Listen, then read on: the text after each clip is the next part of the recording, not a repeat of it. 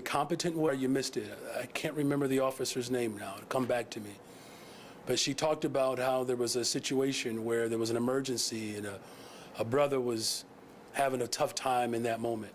And there were other officers who were not demonstrating the type of sensitivity and cultural competence that was needed in that moment. And she stepped in and provided that. It's trainings like that that we have to make sure that people know that the communities in which they're serving in, that there are dynamics that translate differently. It's not that much different than how we train educators. Like, there has to be an appreciation, quite frankly, for the level of mistrust that exists in certain communities, and understanding and being empathetic. And so I'm happy to make sure that the superintendent, provides you, if you want some specifics around how long those trainings are, how many people are signing up, how many folks have been trained, we can get that to you. Thank you. Hi, Mayor. Hey. Wanted to go back to the migrant shelters just for a moment. The city's website does provide an overview of how hundreds of millions of dollars have been spent on the migrant mission thus far. But what it doesn't do is give the people of Chicago a more detailed view of where those dollars have flowed in terms of who financially benefits from those buildings. We've spent months trying to ask for lease agreements and been told in some cases the city doesn't have them because of the way it's structured with third-party organizations. Would you be in support of additional calls for more transparency, more sharing of documents on the city's website so that people know where millions of dollars have flowed, who's financially benefited from this? Commissioner Kanazi is here. She can speak to some of the lease agreements. Again, from the very beginning of this mission, I've been open and transparent about how dollars are being appropriated. I have been. The previous city council punted. $51 million, one of my first acts. I actually expressed breaking news from Mayor Brandon Johnson, $47 million went to one particular entity, of which we renegotiated that, along with food contracts, with staffing. So, as far as some of the specifics pertaining to these buildings, we'll turn it over to the commissioner. Thank you, Mayor. Good afternoon. Good afternoon. There's a couple ways that we go. One, we look to see what city assets that we have that we can leverage, and we try to do that. You've seen us do that with former school buildings, with Wadsworth, as well as for, Park District, locations that we use. Second way is direct leases, and so we'll do that with the Office of Emergency Management and Communication. They work with AIS and are able to sign leases. And then the third way that we leverage leases is with Equitable Social Solutions. So have a contract that allows us to support our homeless population, where we're able to lease spaces, and so we leverage that for the new arrivals mission. And so from there, we're able to work with them, and they're able to work with the party that's able to go into spaces that we necessarily can't go into in order to lease. And so that's where a number of those leases are. So I think, it's a lot about just trying to really figure out, one, large spaces. The mayor talked about spaces have to be large enough to hold, a couple hundred people. We have to have dining spaces. It has to have, bathrooms and such like that. But those are where those leases are. And I think, we'll continue to, really put forth. I think what's important to know is that this is a massive mission. The city of Chicago, we support, our homeless population for homeless shelters, but we don't directly operate. In this particular mission, we are managing over 11,000 beds. At the height, we were at 15,000. So I think it's just, you're meeting us where we are, as we're really just trying to really wrap our head around and really stabilize the mission to go forward. It's just one follow-up real quick. It's just that last way, though, it kind of shrouds the creates a shroud of secrecy, though, because we don't know how much the person who's the landlord of that building gets per month. I mean, we've seen with bed rates, right? Yeah. It's a lot of money. I mean, I guess that's still the question that's outstanding. Would you support more transparency, more efforts to share those records? Thank you for that question. Again, we're meeting you right where you are. Thank you. Hi, Mayor. Could we revisit a different campaign, and that's the Cook County State's Attorney race? Do you see, depending on what happens, we don't know, it's still up in the air, but does it send a message that maybe voters want to shift a little bit from progressive ideals and how public safety is approached, the way San Francisco and Washington, for example, kind of pivoted recently. Do you get the message maybe that voters are more concerned about safety and want to tighten up on law enforcement? Is that the message you might get from the campaign? Well, look, I mean, communities like mine that have been, impacted by violence, that we're not shifting in any one direction or the other. We just want better, stronger, safer communities. Unfortunately, violence in neighborhoods that have been historically disinvested in, violence is not new. I don't know if you were able to participate in our second phase of our community safety plan, but neighborhoods like Garfield Park, Austin, Inglewood, Roseland, Little Village. These are communities that have just suffered some of the greatest tragedies. And you want a system that holds people accountable, and you also want a system that understands justice. Because we know the history of state's attorneys in this region. The gentleman asked questions about settlements. The current state's attorney had to exonerate over 100 black men who were forced into forced in confessions. So I understand your question. I do. And it's incumbent upon all of us elected officials, whether you're a state's attorney, a mayor, a county commissioner, an alder, state rep, that we got to create conditions that eliminate the proclivity of crime. Because if we don't do that, then reverting back to the 90s where we had, remember, there were more murders in the 90s, but there were also more people in jail and incarcerated. In the history of the world, at one point, I think there was a study that showed how there were more people incarcerated than were enslaved at the end of slavery. So I believe what voters want is what they always want. They want to make sure that there's real justice, but they also want to make sure that there's accountability. And that's something that I'm fighting for. So do you support that $300 level for retail theft, or the $1,000 level that... I support justice and accountability. Okay. All right. Thank you. Mayor, if you'll indulge me, a question for my colleague who's working on the lead pipe story. Can you respond to this recent report that shows thousands of kids in Chicago are drinking lead pipe water, if you will? Well, the water in Chicago is safe by all standards. From the Environment Protection Agency, our standards are exceeding the federal standards. What we do have, of course, is a problem with lead pipes. Grateful for the investments that are coming from the federal government to help us address this issue. My chief operations officer, we're working to replace about how many? 100? 5,000 over the next 12, so the next year. So that work is still ongoing. And again, our water standards exceed even the federal guidelines. And I want to go back to your favorite topic of the day, bring Chicago home.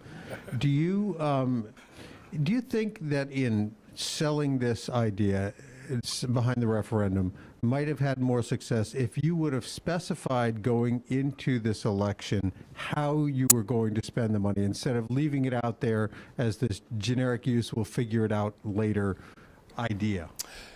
Sure. Look, I appreciate the question. I don't know if I would characterize it as we'll figure it out later.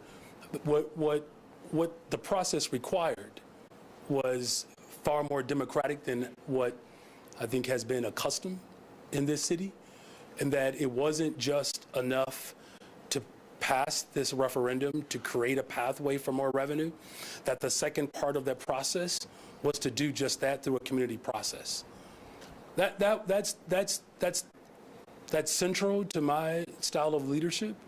It was important to me because that type of specificity is what has been longing. So we literally created a democratic structure to allow for that to happen. Now, as far as how we talked about this, you know, the rules are what they are, but I was always clear from the time that, you know, we passed this.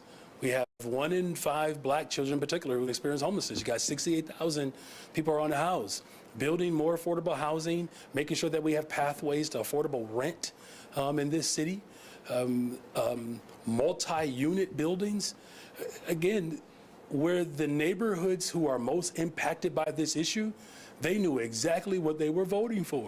That's why I don't believe it's a coincidence that where there are more yeses, it's where there's a greater concentration of those who are unhoused.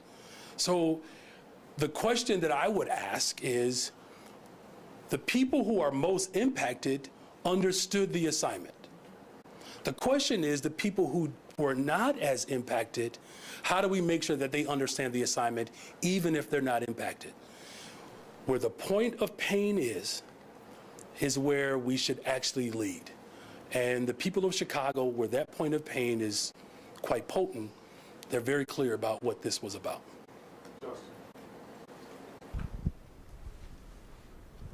You've referenced a few times now, like kind of the constraints or the rules around this. Can you just describe a little more? Yeah, I wanted to campaign more, man. Come on, man. I wanted to be out there. You all know I'm a gamer. I was polling at 2.2% in this city. Heck yeah, I wanted to be out there. That sucked when you're a gamer and you knock down shots and you can't be out on the court. Maybe we should use a football analogy, but I don't want to trigger any Justin Fields fans here. But I wanted the ball. Absolutely, I wanted the ball. That sucked. I guess the follow-up to that, I mean, there's some, you know, hey, the opponents tried to make this in part a referendum on you, right? In their campaign commercials and mailers, and you couldn't proactively defend yourself. No, exactly. And quite frankly, I'm just going to be very direct, okay? He's good. He can ask another one. He's fine. Because you asked a really good question here. It got me all fired up. It was cowardly. It's cowardly. Look, you can have your position, whatever it is. There are 68,000 people who are unhoused in this city. 70% of them are black. 1 in 4 black children are going to experience unhoused in this city. It was cowardly. But I'm still here, still standing, and I will be punching back. What's your other question?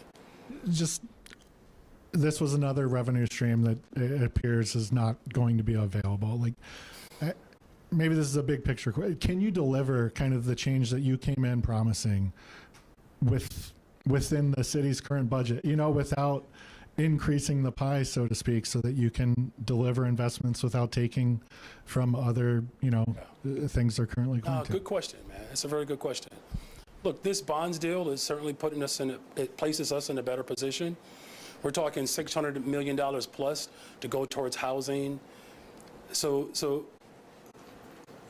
all of our eggs were not in that basket. But we also have, you know, another portion of this bonds deal that will allow for commercial and economic development. You know, as far as, you know, the big, bold agenda that I have, thank you for acknowledging it. Look, from paid time off to sub-minimum wage to treatment, not trauma, plowing the sidewalks, the investment in young people, a 20% increase. We added another $76 million on top of that. So we're going to hire almost 28,000 young people this summer. So I'm encouraging everyone who is 14, right? Between the ages of 14 to 24 to apply for these jobs. Like, we're getting it done. And we're doing it during very extreme, polarized politics right now, where you have the federal government that has left the city of Chicago and other small cities and other local municipalities to figure out an international crisis on their own. So, you know, our agenda is substantial, and I'm proud of the work that we've done in less than a year. And I'm grateful that there's still more time on the clock to continue to move our agenda. Hi, good afternoon, Mayor. Good afternoon. This past Sunday, 34 migrants were scheduled to exit city shelters, with only 3 of them actually doing so that day, and an additional 5 taking place on Monday, according to your office. This morning, some pro-immigration organizations, as well as councilmen and other people, have met here to ask for you to reconsider the 60-day temporary shelter policy. Would you be willing to do so, or what's your approach moving forward? Well, we're going to continue to collaborate with the state as well as the county government to build this, continue to build this operation around the humanity of people. But the reality is that we have restraints. We just do. We've always had them. I've said this from the very beginning, that this mission is unsustainable. Local municipalities are not designed to deal with an international global crisis, particularly as it relates to migrants and asylum seekers. It has never been designed to do that. What I've said to people repeatedly, help me find solutions to address this crisis. The fact of the matter is, we don't control what's going on at the border. And we got to keep in mind, that is the genesis of this crisis. How should I describe it? The iniquitous behavior of the governor is quite disturbing. So we're doing everything in our power. We're the only city in this country that has not put restraints. Other places like Massachusetts, 7,500 beds, that's it. Billions of dollars for the entire state. Denver, New York, DC, Philadelphia, all of these places. And I have no judgment against them. This is the decision that they made. They placed restraints. We have been open and quite accommodating during a very difficult moment in our nation's history. I'm proud of the work that our mutual aid folks are providing on the front lines, but this is unsustainable, absent significant federal intervention. Whatever I do for this crisis, absent investment from the federal government, it's not sustainable. Could you also talk about how these numbers can fluctuate moving forward? Yeah, I mean, we don't have control over the border. I mean, I think today, if I'm not mistaken, there are 4 buses that are being dropped off in the region. They're circumventing our structure here in the city of Chicago, taking advantage of other municipalities to put people on trains. They still don't know where they're going. Look, y'all, this is some sickening stuff right here. To just put people on buses and just say, good luck. That's real jacked up. That's the problem, is that we have the governor of Texas who needs to find a soul. Good afternoon, Mayor. Good afternoon. I want to shift a little bit from organizing to messaging, because is it going to be necessary to come up with a different kind of messaging? Because toward the end, the real estate industry basically was couching this as another tax increase and saying, do you trust Mayor Johnson with $100 million more of your money? That was their message at the end. And from the kind of interviews we were doing, that was resonating with people. Yeah, it's another good question. Like I said, I'm grateful to the coalition. The story that, unfortunately was drowned out by those who, look, I don't know what's in their heart. I can just say that they were actively working against a measure that would raise revenue to address the homelessness crisis, of which 70% of the folks are black. The stories that got drowned out by those interests were the stories of the individual families who have suffered in this city because we have not had enough revenue to address this crisis. So it's organizing and messaging, again, I'm still very hopeful and charged to address this crisis, as well as other issues that we're faced with in this city. That even when we experience, moments like this, we don't ever quit. We don't quit on the people of Chicago. My administration is still very much committed to working with coalition and those who need to better understand what we're up against. We have to organize them as well. But here's the thing. Where we really have to organize are the communities who are most impacted. Because it's also not lost on me. I think there were 38,000 Republicans that showed up and voted for Donald Trump or something like that in Chicago. So, since if we're trying to draw some conclusions and you all want some other, analytics you might want to discover, that might be something to look into, because I'll just say it, there's a good chance that that played a part in this referendum. So the same people who want to see Donald Trump to become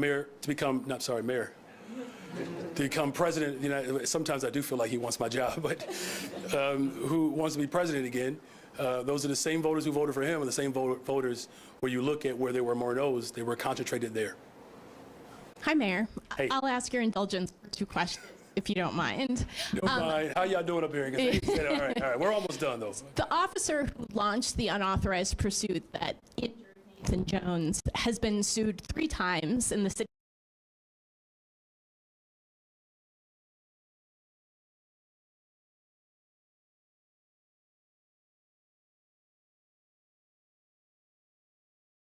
Can you tell the people of Chicago that he is qualified to protect and serve? Well, look, there is still a democratic process that exists. It's a tragedy, and people who serve and people who sign up to serve and protect have to adhere to that honor to be able to do that. And so the systems in place that grievances as well as acts of misconduct that are available, that process is one that is responsible for outcomes as it relates to those who are accused or charged with misconduct. So I know what my standard for policing is. That act is not my standard. And, I'm going to continue to make sure that the superintendent works with my administration to ensure that we have people who truly believe in constitutional policing. Speaking of Superintendent Snelling, he told the Chicago Police Board on February 22nd that he believes the Civilian Office of Police Accountability has treated his officers so fairly that it compromises public safety and compromises officer wellness and could, in fact, lead to an increase in officer suicides because of egregiously harsh penalties for those officers. COPA has found to sustain misconduct complaints against them. Do you agree with Superintendent Snelling on that? Well, look, I'm not sure what he's entirely referring to, of which cases. That's something that, I appreciate his perspective. The question around officer wellness as a whole, one thing that we do agree on, that we do have some challenges there. There are a lot of more young people who are serving and protecting this city, and we have to do everything in our power to make sure that their mental health and their mental well-being is protected. But it also goes to why I'm a big proponent of treatment, not trauma, mental health support services as a whole, so that we're not necessarily looking at one particular entity or body of government or appointed body as the sole as holder of one's mental health. But I do appreciate both of those questions. Hey, Mayor. Hey. Turnout yesterday was so far much lower than it was in last year's primary and runoff. The electorate also got older. Where did the turnout energy from last year go when it came for Bring Chicago Home? And why do you think less people showed up? Again, look, I think it's incumbent upon all of us to make sure that we're engaging people. And, particularly with our young voters, it's an important note. As you all know, that I think we had 27,000 more young voters under the age of 34 that voted in April that did not vote in February. And I believe I won by 26,532 votes. So one could draw a conclusion that it's young people under the age of 34 that helped push me over the top. It's why I expressed, I think, your colleague pulled it out of me. I was trying my best to restrain myself, but there's something to be said about a mayor that has the ability to connect across generations. And I'm not saying that I'm the only person who can do that. What I am saying is that it's incumbent upon all of us to work within communities to draw that response, and just know that I'm going to continue to do my part to make sure that young voters stay engaged. Do you think that the lack of turnout, and especially among young voters, has anything to do with who's running on the presidential ticket and the non-competitive nature of those races? And also, sorry, I don't mean to ask too many questions. That's okay, Jake. Here. You've learned pretty quickly around here. I got extra ones. But do you think it has anything to do with the presidential election? And do you regret this referendum coming up in March and not in November? No, I don't have any regrets, man. I don't behave like that. You know, someone who comes, and if you look at this entire stage, I mean, these are people who have endured. I mean, Tom Carney, it took a while, didn't it? You know, you have people who have endured so much in this city. We don't regret decisions. You know, I mean, not when it comes to addressing this issue. As far as, you know, the presidential and the impact there, you know, I'm going to leave that to you all as pundits. You know, perhaps maybe over coffee we can chit chat and talk about electoral politics and presidential primaries. Hi, Mayor. Hey. You know, the three-tiered structure for the Bring Chicago Home question was unveiled under your administration. You know, would a simpler question, like one that only asked for a tax increase and not these tiers and a tax cut, do you think that would have been easier for voters to understand and make it less susceptible to potential legal challenges? You know,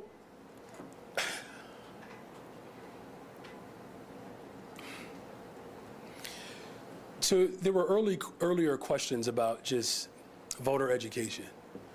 And, you know, in our attempt to be as perspective and prescriptive as possible, got a little assist there, prescriptive as possible, because people want information.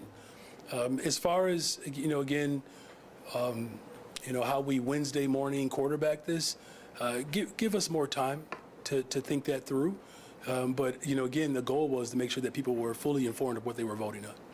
And, you know, if increasing the real estate transfer tax ends up not being politically viable with voters, what other avenues are you looking toward? You mentioned your bond plan as one route, but does the potential defeat of Bring Chicago Home bring a proper tax increase back on the table for you for the coming years? Well, I mean, what I'll say is this, is that, you know, we've already dedicated $250 million to homelessness. We got a chief homelessness officer that's coming in. We have a chief philanthropic you know, officer that is helping us make, you know, stronger connections. There are good conversations that we're having with the federal government, the outgoing secretary of HUD. We've had some good conversations about other opportunities that are available for us. Again, this was just one avenue, you know, for us. You know, the good news is that you have an administration that is made up of an incredible diverse group of people who have been part of movement and coalition building. So we're going to continue to explore as many options as possible. As you all know, we've dedicated an entire subcommittee to find revenue ideas. What we have to solve for is the fact that we have 68,000 people who are unhoused. We have unemployment rates, and our Deputy Mayor Gary Gatewood spoke to this last week. We have unemployment rates that are 3 times the amount of the city's averages. I get that right? Mm-hmm. And they're mostly black, brown communities.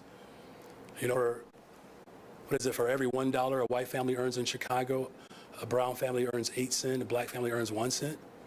So when we talk about this progressive agenda, and should we slow it down? Not for the families who are suffering in abject poverty. So, look, I'm up for it. None of us got here because someone made an easy pathway for us. The hard route, that is just life for us. And so you have people who are dedicated to making sure that people who are living hard lives, that we find ways to make it a little bit easier for them. And that the forces who are getting in the way of that, we're not done. We're not done. Justice is going to prevail. Hi, Mayor. Just a quick follow-up to that, and then I have a question. So does the potential defeat put a property tax increase back on the table for you? We have not discussed anything about property taxes. Okay. I have not brought that up at all. Sure.